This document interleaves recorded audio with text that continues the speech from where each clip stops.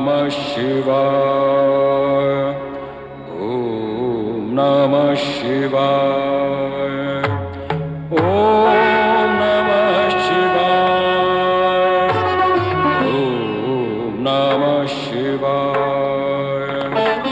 ओम नमः शिवाय। ओम नमः शिवाय। ओम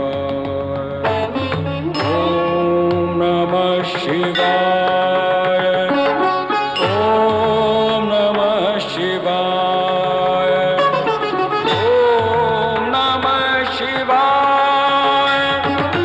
ओम नमः शिवाय। ओम नमः शिवाय।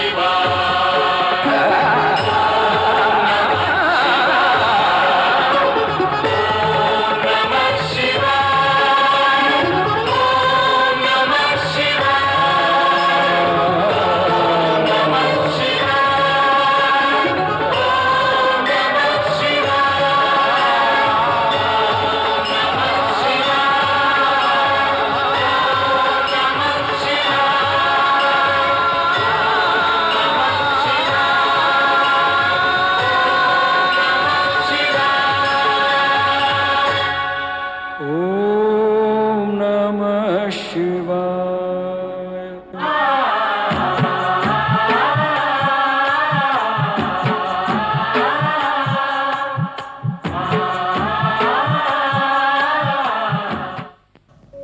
मैं ओंकार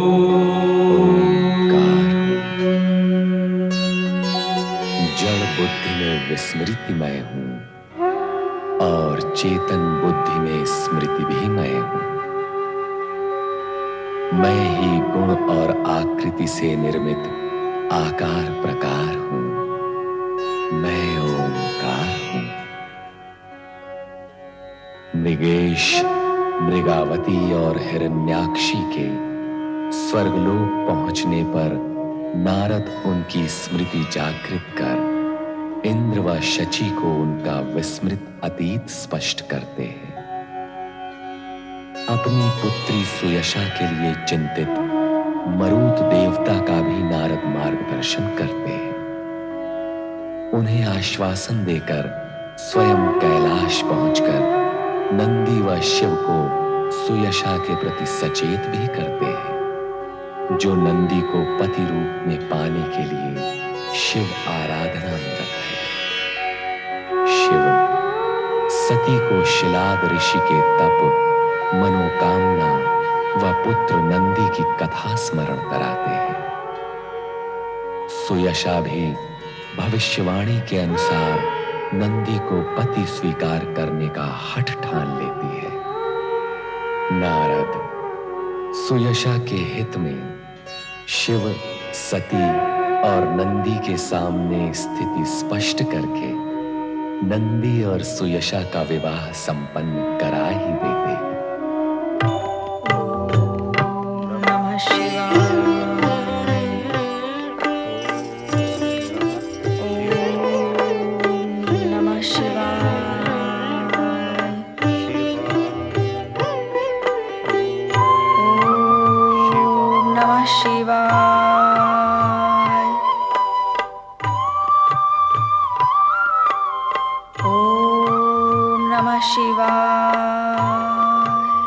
प्रियलक्ष्मी, ये आज तुम्हें शिव भक्ति का विचार कैसे आया? महाप्रभु, आपको ध्यान मग्न देख मैं संसार भ्रमण के लिए चली गई। संपूर्ण जगत में जहां भी देखो शिव की महिमा ही छाई हुई है। शिव की पूजा, शिव का नाम स्मरण, शिव के मंत्रों का जाप। सोचा मैं ही इससे विलग क्यों रहूं? मैं भी ओम नमः शिवाय मंत्र के जाप का आनंद ले लूं।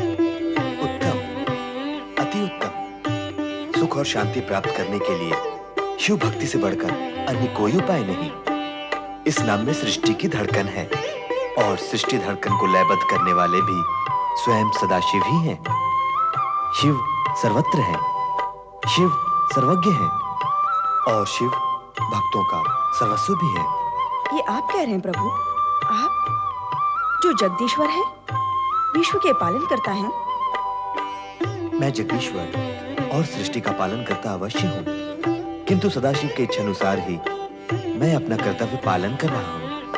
मैं और ब्रह्मा दोनों ही उनकी कामना के फल हैं। ये शाश्वत सत्य है कि सदाशिव ही सृष्टि के सृजक, पालक और संहारक हैं।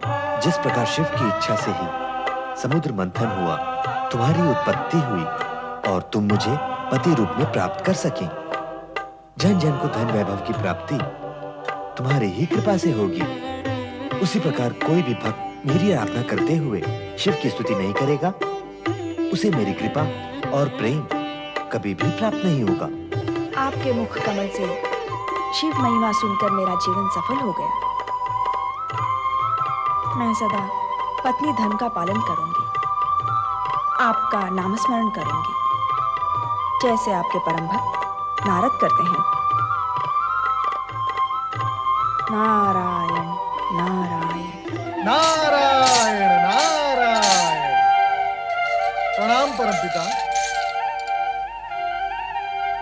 आपने मेरा स्मरण किया। हाँ, इस हेतु कि मेरा यह मानस पुत्र आदेशित कार्यों को नाद एवं प्रकाश से भी बढ़कर त्वरित गति से करता है। तुम देवलोक के दूर संचालक।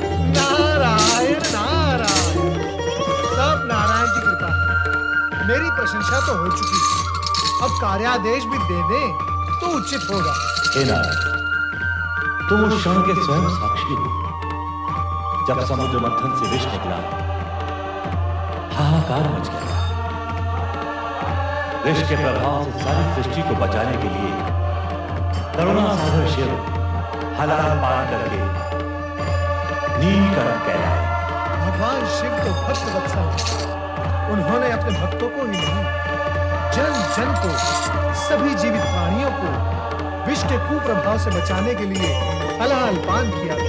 यदि वे हलाहल पान न करते तो आज सृष्टि का अस्तित्व ही न होता। परंपरा ये तो सत्य है, किंतु सदाशिव के हलाल पान के पूर्व ही पर्याप्त विष वातावरण में घुल मिल गया था।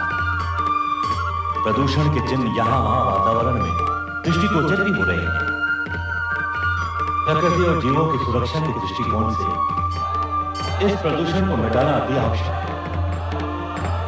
यही सोचकर मैंने एक महान यज्ञ का आयोजन निश्चित किया। परंपिता, ये यज्ञ कहाँ संपन्न होगा? यह यज्ञ प्रयाग की पवित्र भूमि पर होगा। इसमें भाग लेने के लिए सभी देवी देवताओं और ऋषि मुनियों को आमंत्रित करने की मेरी अभिलाषा है और आमंत्रण देने का महत्वपूर्ण कार्य मैं तुम्हें सौंपता हूं। हे परमपिता, इतने महत्वपूर्ण कार्य का इस अकिंचन नारद को सौंपना ये दर्शाता है कि आपके मन में मेरे प्रति कितनी कृपा और स्नेह है। आपके इस स्नेह और कृपा का मैं सदा के लिए आभारी हूं। इसमें आभार की कोई आवश्यकता नहीं है। ये महत्वपूर्ण कार्य हमने तुम्हें इसलिए सौंपा है क्योंकि श्री हरि विष्णु के परम भक्त होने के नाते तुम सबके प्रिय हो। तुम्हारा कोई कुछ नहीं बिगाड़ सकता। तुम इतने वाक्पटु एवं चतुर हो कि कठिन से कठिन कार्य की सहजता से पूर्ण कर देते हो। सब आपके आशीर्वाद का परिणाम है। परमपिता, अब मुझे आज्ञा दें।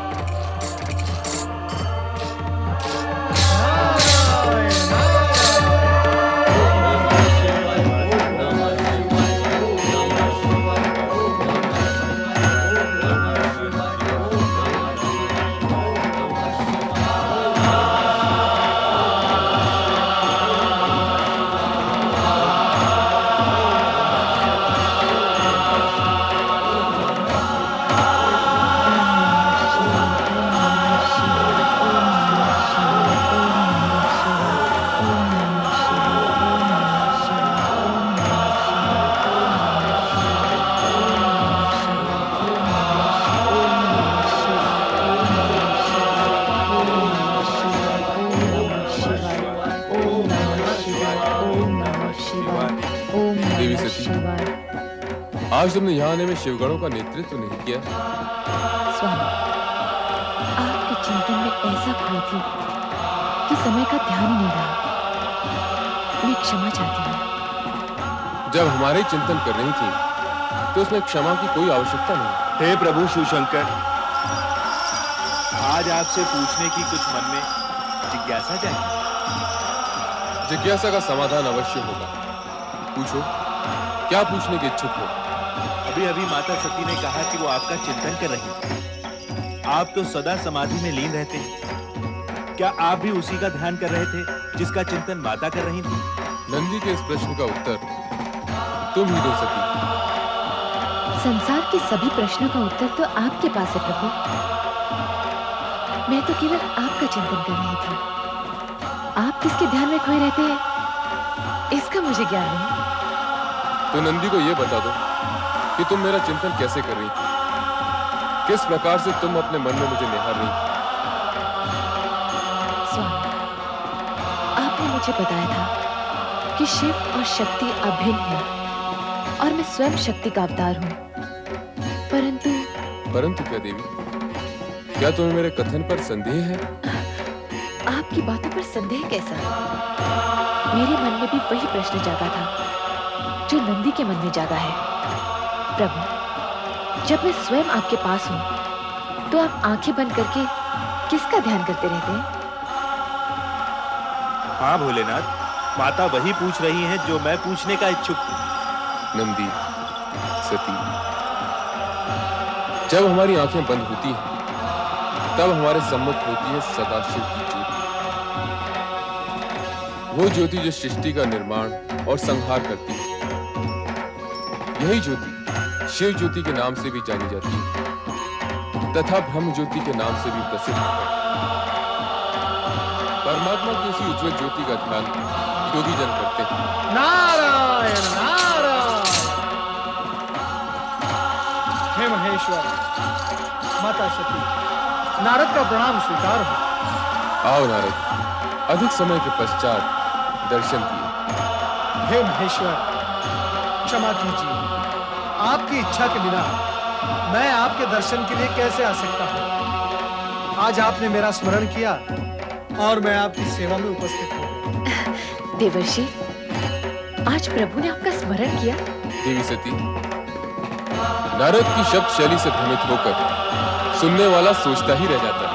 महेश्वर, ये आप मेरी निंदा कर रहे हैं या प्रशंसा?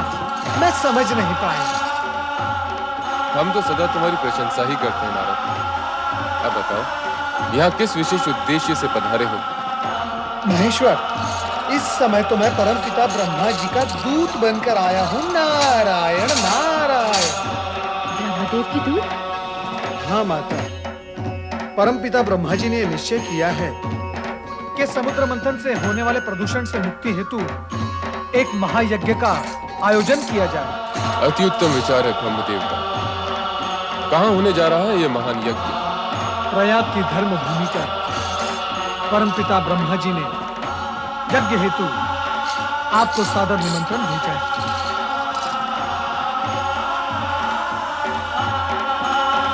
हम अवश्य उस धर्म यज्ञ में सम्मिलित होंगे। आपकी स्वीकृति से मैं धन्य हुआ। अब मुझे आज्ञा दे। देवर्षि, आप इतना शीघ्र जाने की क्यों सोच रहे हैं? जब नारद का उद्देश्य पूर्ण हो जाता है तो वो एक पल भी कहीं नहीं रुकते। शिव शिव शिव शिव शिव शिव शिव, ऐसी बात नहीं है प्रभु। यदि आपकी इच्छा हो तो मैं आपके चरणों में बैठा रहूंगा। परंतु अब ये परंतु कैसा? परंतु इस समय मुझे कई महानुभावों को प्रयाग यज्ञ का निमंत्रण देने के लिए जाना है। परम पिता ब्रह्मा जी की आज्ञा है कि ये कार्य मैं शीघ्र संपन्न करूं। तो इस शुभ कार्य से हम तुम्हें रोकेंगे नहीं। जाओ, तुम्हारा कल्याण हो।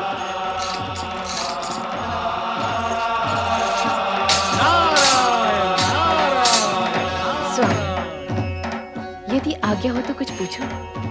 क्या अब भी कोई प्रश्न शेष रह गया है?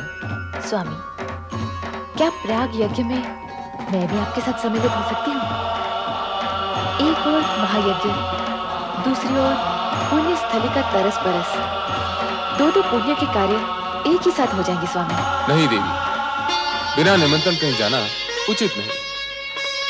यदि उचित समझते तो ब्रह्मदेव अवश्य संदेश भेजते।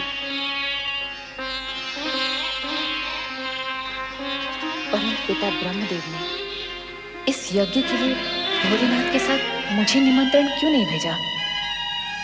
क्या मैं इस योग्य भी नहीं कि इस महान यज्ञ में सम्मिलित हो सकूं? ओम पराय परम तत्वाय स्वाहा। ओम पराय परम तत्वाय स्वाहा। ओम पराय परमात्मने स्वाहा। ओम पराय परमात्मने स्वाहा।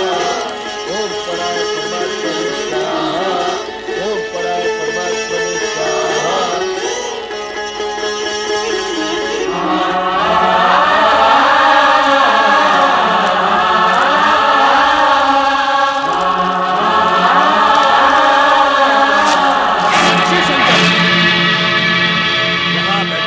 सम्मानित व्यक्तियों ने मुझे आदर देने हेतु अपने मस्तक झुकाकर मुझे प्रणाम किया, किंतु तुमने मेरे अपने जमाता होते हुए भी मेरी ओर देखा तक नहीं।